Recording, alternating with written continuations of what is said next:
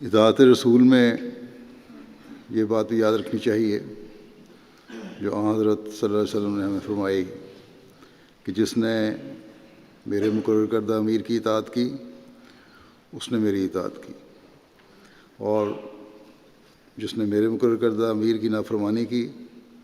اس نے میری نافرمانی کی۔ اور جو خلافت کا نظام ہے اس میں سب سے بڑھ کر جو حضرت صلی اللہ علیہ وسلم کی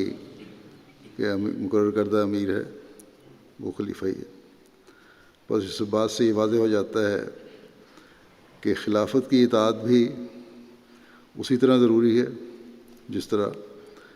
حضرت صلی اللہ علیہ وسلم کی، لیکن یہاں وہ خلافت نہیں جو زبردستی چھین کر دنیاوی آقاؤں کی مدد سے حاصل کی جاتی ہے۔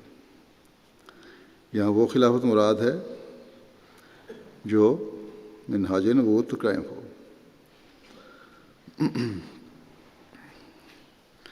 اور جس کے بارے میں حضرت صلی اللہ علیہ وسلم واضح ارشاد فرما چکے ہیں کہ جو مسیح موعود کے آنے کے بعد قائم ہونی تھی،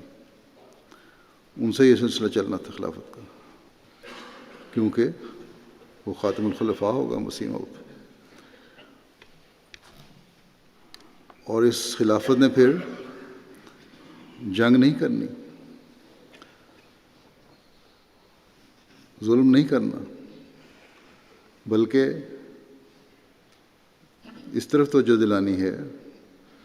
کہ نمازوں کا قیام کرو، اس طرف توجہ دلانی ہے کہ دین کی اشاعت کے لیے اور حقوق العباد کی ادائیگی کے لیے زکوٰۃ دو اور مالی قربانی کی طرف توجہ کرو۔ بس یہ نظام بھی اس وقت صرف جماعت احمدیہ میں رائج ہے۔